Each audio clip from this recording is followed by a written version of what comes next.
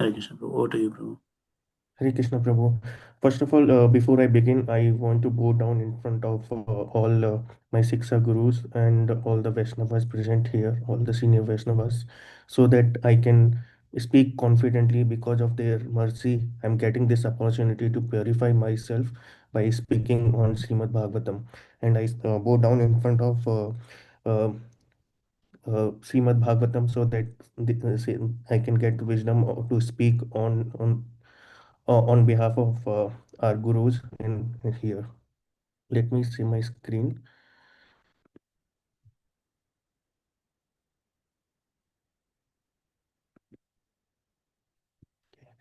Om Namo Bhagavate Vasudevaya. Om Namo Bhagavate Vasudevaya. Om Namo Bhagavate Vasudevaya. नारायणं नमस्कृत्यं नरं चैव नरोत्तमं देवीं सरस्वतीं व्यासं देवीं सरस्वतीं व्यासं ततो जयमुदीरयेत् नष्टप्रायेषु भद्रेषु नित्यं भागवत सेवया भागवते उत्तमश्लोके भक्तिर्भवति नैष्टिकी. Let me start the shloka. So today's shloka is Srimad Bhagavatam 2.1.4. देहपत्य कलत्रादेव देहपत्र कलत्रादेश्व आत्म शैनेश्व असत्स्वपि तेषां प्रमत्तो निधनं प्रमत्तो निधनं पश्यमनपि न पश्यति. I'll repeat. देहापत्य देहापत्य कलत्रादिष्व आत्मशैन्येष्व असत्स्वपि तेषां प्रणत्तो निधनं पश्यन् अपि न पश्यति. Word by word meaning: Deha, body; Apatya, children; Kalatra, wife; Adisho, and in everything in relation to them; Atma, own; Sanyeshu, fighting soldiers; Asatsu, fallible; Api, in spite of; Tesham, all of them; Pramatha, to attach; Nidhanam, destruction; Pashyan, having been experienced; Api, although; Na, does not; Pashyati, see not. See it. Translation and purport by His Divine Grace A.C. Bhaktivedanta Swami Srila Prabhupada Ki Jai. Persons devoid of Atma Tattva do not inquire into the problems of life, being too attached to the fallible soldiers like the body, children, and wife. Although sufficiently experienced, they still do not see their inevitable destructions. Purport: this material world is called the world of death. Every living being, beginning from Brahma, whose duration of life is some thousands of millions of years, down to the germs who live for a few seconds only, is struggling for existence. Therefore, this life is sort of fight with material nature, which imposes death upon all.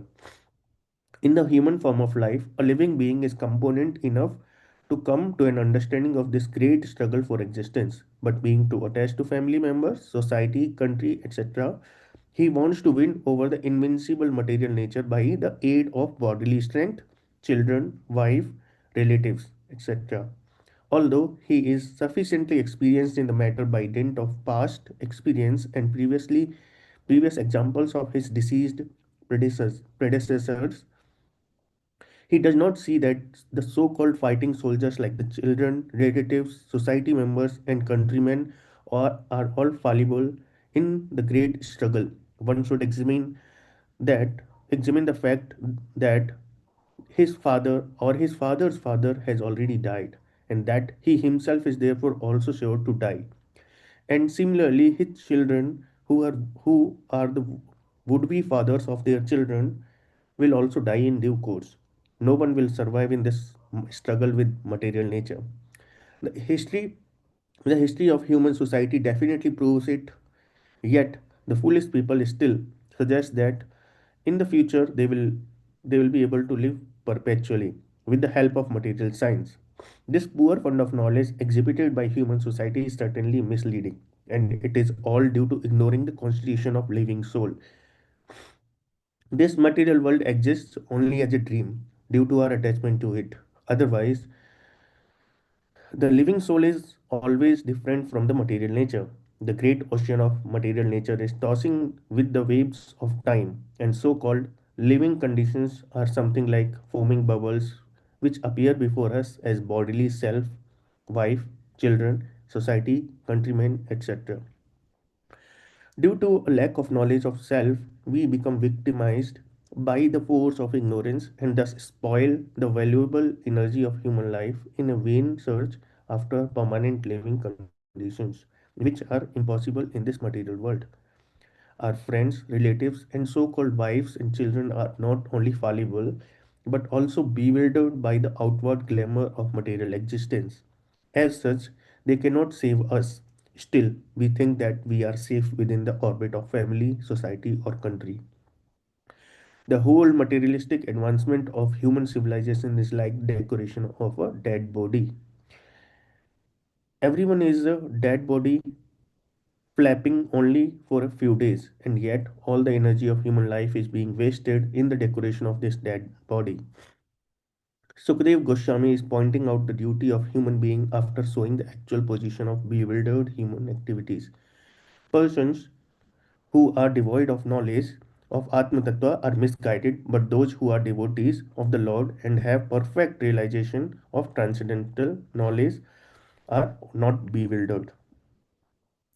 ओम अज्ञानतिमिरन्धस्य ज्ञानाञ्जनस्य शलाकया चक्षुरुन्मीलितं येन तस्मै श्रीगुरुवे नमः श्रीचैतन्यमनोभीष्टं स्थापितं येन भूतले स्वयं रूपः कदा मह्यं ददाति स्वपदान्तिकं वन्देऽहं श्रीगुरो श्रीयुतपत्कमलं श्रीगुरुन् वैष्णवांश श्रीरूपं सागरजातं सहिगणा श्रीरघुनाथान्वितं तं सजीवं साधुवैतं सावधूतं परिजनासहितं श्रीकृष्णचैतन्यदेवं श्रीराधाकृष्णपादान् सहिगणा श्रीललिता श्रीविशाखान्वितांश्च हे कृष्ण करुणा सिंधु दीनबंधो जगतपते गोपेश गोपिका कांत राधकांत नमोस्तुते तप्त कांचन गौरांगी राधे वृंदावनेश्वरी वृषभानुसुते देवी प्रणमामि हरिप्रिये वाञ्छाकल्पतरुभ्यश्च कृपा सिन्धुभ्येव च पतितानां पावनेभ्यो वैष्णवेभ्यो नमो नमः जय श्री कृष्ण चैतन्य प्रभु नित्यानंद श्री अद्वैत गदाधर श्रीवासादि गौर भक्तवृंद हरे कृष्णा कृष्णा कृष्णा हरे हरे हरे राम राम राम हरे हरे हरि बोल. So this sloka is let me stop sharing. Oh, okay, so this sloka is a wake up call for all of us. Um, so this sloka is a wake up call. What it talks about is we this sloka tells us that we are focusing on the illusion of security. And what is this illusion of security? This illusion of security, you know what is illusion, right? Illusion is something we think this is there but that's not there, like the mirage when we um, go on a road in a sunny day, you will see the water, but that water is not there. That's the illusion. There are many pictures which uh, if you look at them, they appear differently, but they are different pictures. That is illusion. Similarly, illusion of security is something which uh, for which is relying on the security on something which is not there.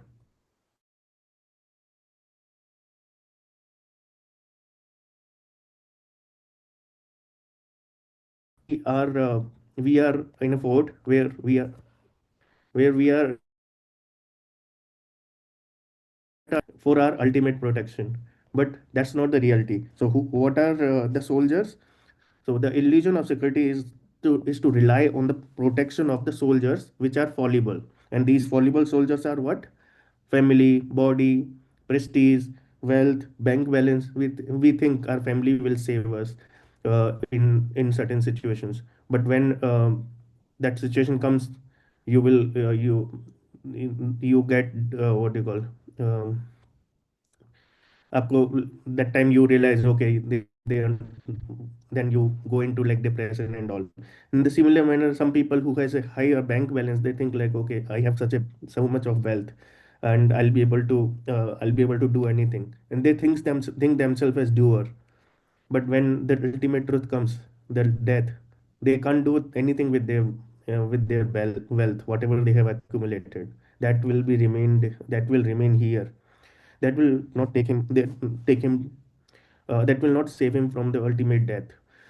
So, what's the reality here is that the soldiers which we are relying on are temporary. They are not permanent soldiers.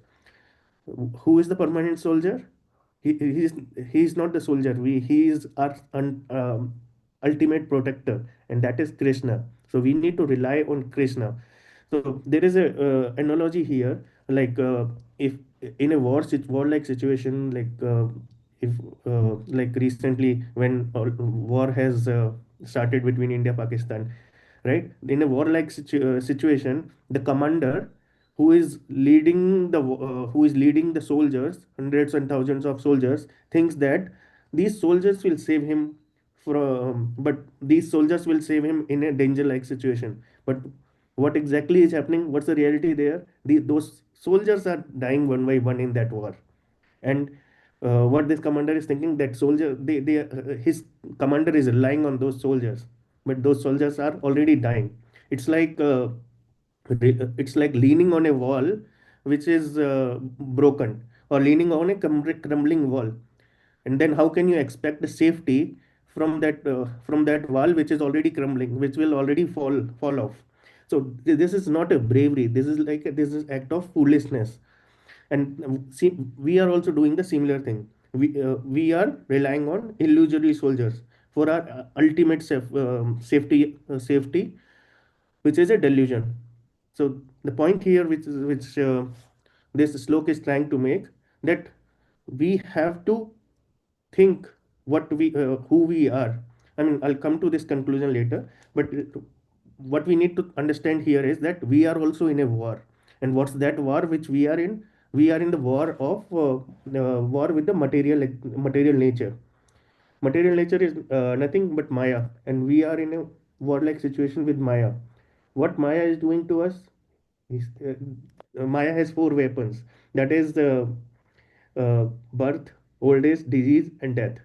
And with these four weapons, this material nature is thrashing us here and there.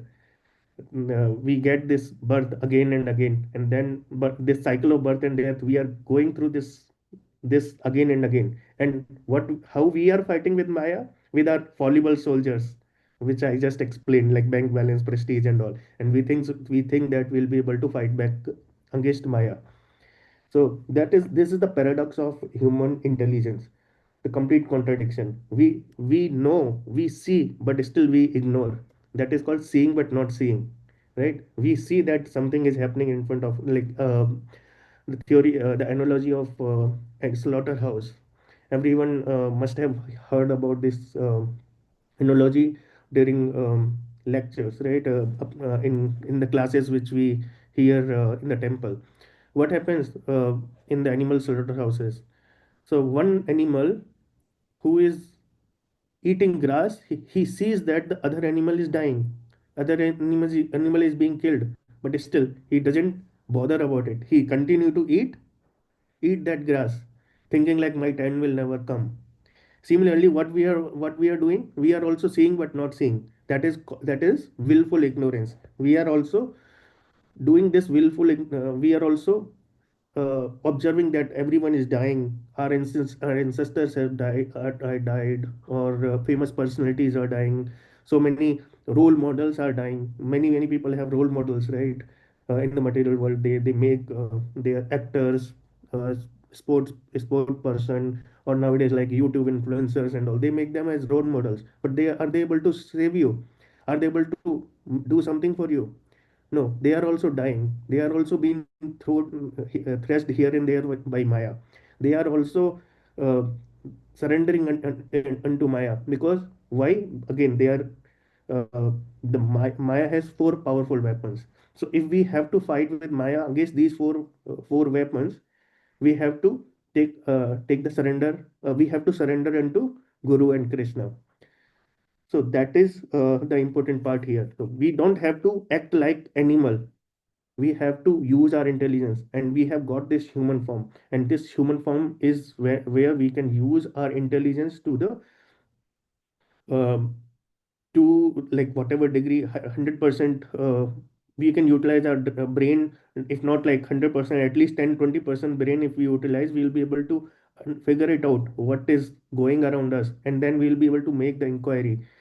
So, like if there are multiple researches which came up, right? In science, they say like we are only using like 1% or 2% of brains, and those people who are using 8 to 10% of brains, they are able to come up with like new ideas, new innovations.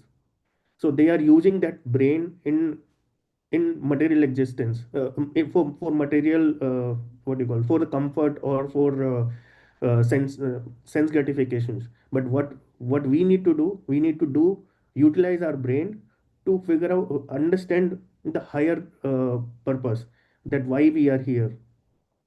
So that is where we need to use our brain. We don't need to act as animals. These now whatever we are thinking, okay, these family members, nation, community, these are mine, but how we get attached to them.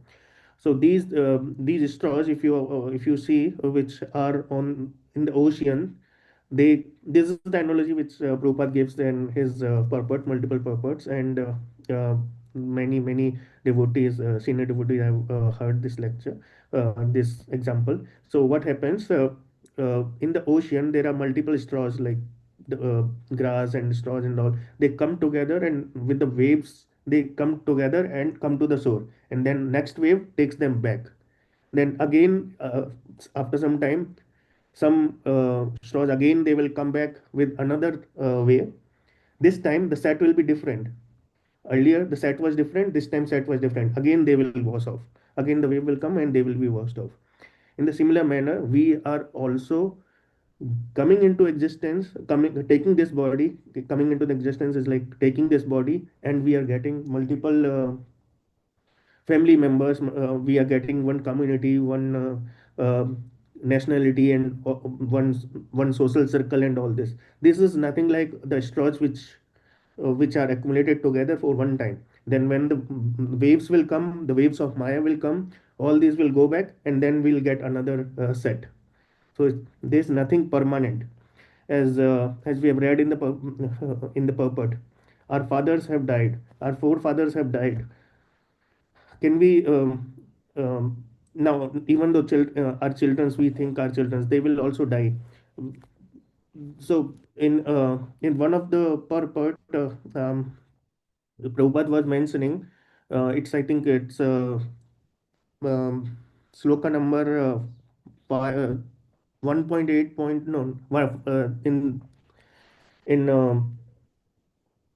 Canto 5, there is one chapter where Prabhupada gives an example that one person, he thinks himself as father, he thinks himself as doer, that I'll be able to save my son and from many disturbances which will come. Even the son will take the protection of the father. But once they are died, the son became the demigod and father became the dog. You are the now. What's the relation? Where is the relationship? No, right? The father became the dog. Does anyone care about that dog now? And the son became the demigod. He is enjoying his life there. So this is not the relationship. The real relationship for us is with Krishna, and that's what we need to remember all the time. Mother Kunti, in his prayers, she says in Srimad Bhagavatam 1.8.41, Mother Kunti says that there is a I'll not read the complete sloka, but she says, Sneha Pasam Imam. This Pasam means the rope. So we are bound with the ropes of the affection of the family. And in this prayer, Mother Kunti prays to Krishna to cut off this affectionate tie from her own kinsmen. And who are her own kinsmen? They are Pandavas and Vrishnis. Vrishnis are their paternal family members. So Kunti understood it, and that's what when she is making this prayer, she is asking Krishna to cut off this bond or rope by which he is connected to the family members and paternal family members. That is that is how we can also pray. It's now one thing to note here is that we are not rejecting family. We are simply stopping we are simply we what we have to do is to simply stop expecting from the family for the God's activity. God's activity is like saving us from death for the ultimate protection. We love them, but we don't need to rely on them for ultimate protection. That is the point which we need to understand here. So family we have got, that is given to us by Krishna. It doesn't mean that we are rejecting the family. So we need to do, utilize that in the service of Krishna. So there is a concept of Graha Medhi and Grahastha. So what Grihastha does, utilize the family for the spiritual progress. While Graham what he does, for Graham the center of life is only uh, the family welfare or the sense gratification or the family comfort. So this is the difference. What we need to do, we need to use our family for the spiritual progress. That way, what will happen? Not only us, not only the person himself will move closer to Krishna consciousness, or not only the person himself will reach to Krishna, he will take his family members, whoever been attached or given the opportunity to be with that person during that uh, time frame where when he was born. So that is our responsibility. What we need to understand is like we have got these family members, or we have got these society people who we know. Give them Krishna consciousness, give them make them understand who they are. That is the real use of uh, this life, by giving the knowledge, taking the knowledge from Guru and Krishna, and then distributing that knowledge to the people you know, so that they can also get benefited. Not just utilizing them for the comfort, or think about like sense gratification and all. That is not the purpose. So when we uh, and this the, as a Graham, what we are doing, we are being attached to the family. That's what is being restricted in this manner. But as a Grihastha, what we are doing, we are not getting attached to the family members, but we are getting attached to Krishna, and we are without being attached to the family members, we are providing that Krishna consciousness to the family members. So this is how we need to uh, behave in our life, and this is how we need to be with our family members. So the purpose here is not to reject family, but to utilize family for our Krishna consciousness journey. And that's what Mother Kunti is praying in her prayers. So she is asking to cut the um, uh, tie which is connecting them, which makes her to depend on depend on the Pandavas. Instead, utilize that wisdom to remember Krishna. So, what's the solution now? We understood. Let's one more thing, which is here in this sloka is what's the root cause? Why we are getting affectionate towards the family members and the society, mm, um, or the community which we are living in. This is because of Atma Tattva. In the beginning of the sloka, there is term which is Atma Tattva. Atma Tattva is nothing but understanding ourselves, making the inquiry. So Atma Tattva is the knowledge of self or soul. So if we don't have the knowledge of the soul, then how we will uh, uh, move? How we'll understand what's our purpose? So what if without the understanding of soul, what we'll do? We'll continue to decorate our body only. We'll not think about the food which is required to the soul to, and then we'll not make the inquiry, right? So the ultimate solution here is the inquiry. So in the purport at the bottom, the last line, if you remember, uh, it was mentioned that a life without a spiritual inquiry is like a dead body. It's like decorating a dead body. So if we are not making the inquiry, and we are not understanding the soul, what we'll continue to do is we will continue to focus on our body, which will not take us anywhere, which will and we'll not be able to fight against Maya. We'll get repeated birth and death cycle, old age disease, and all those things. That cycle will continue. But if we make the inquiry, now we have the human form. If we make the inquiry and ask, who am I? Why I am here? Then we'll be able to identify that blind spot. Blind spot is what? Blind, like when we drive, some areas we will not able to see, that is called blind spot. In the similarly, in this material world, the blind spot is not knowing the purpose of our existence. That is the blind spot. If we start inquiry, then we will get to know the blind spot. And when we know the blind spot, we'll be able to progress further. And that blind spot, how we'll get to know? Because we are making the inquiry, and whom we are making the inquiry. Once you get the questions, you will of course reach out to the person who knows about it. Like when we go to school, right?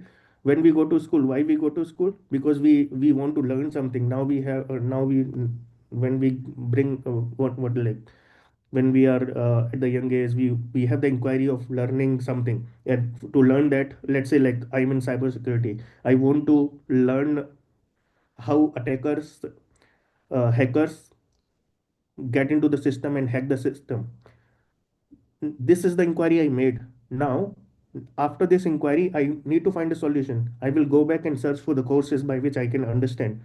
And then by going through the courses, I will learn how the hackers are getting into the system. In the similar manner, when you start this inquiry, you will try to find out a person who can help you. The person who has experienced it, who has gone through it, that person can help you. And that person is nothing other than Guru. And that is how you will find a Guru, and Guru will connect you to the Krishna. The Guru will give you the knowledge of soul, and then once you understood the concept of soul, slowly gradually you will move forward and go reach to Krishna. And once you start depending on the Krishna, all these weapons of Maya will not work anymore. So what we have to do is to have the inquiry. And when we start with the inquiry and surrender to Guru, so these are the four things which we need to always follow. That is chanting, hearing, reading, and serving Guru and Krishna, and follow what his instructions are. And then chanting, hearing, and reading. uh, Chanting, hearing is reading, and reading is more important because uh, we as uh, we uh, we are in Kali Yuga, and chanting is the process which has been recommended in the in Kali Yuga. Hearing and reading is the process of the association, because if we will not go through this association, we will fall back into the same position again where we started. So these four things are important um, as a remedy for to start the journey and making an inquiry. To summarize, I'll give you an acronym that is SAFE. So this is an acronym to save us from uh, the fear of death and get the ultimate protection of Krishna. That is, S is for see reality. We need to see the reality. Everyone is dying here. Why? My turn will also come. But why I will die? What is the purpose of me having here? This is the inquiry. You see the reality. S is for reality. Then A for is Atma Tattva. Atma Tattva is cultivate knowledge of the self. And then I is for fallible versus infallible. Need to figure out who is fallible, who is infallible. All the soldiers which we are relying on are fallible, but Krishna is infallible. And then E is for inquiry. Make the inquiry. With the inquiry, we'll be able to figure out, okay, this is the right path for us, and this is the path which we need to follow. So remember this acronym SAFE: see reality, Atma Tattva, fallible versus infallible, and then inquiry. And with this, I conclude my session for today. Hare Krishna. If you have any questions, please let me know.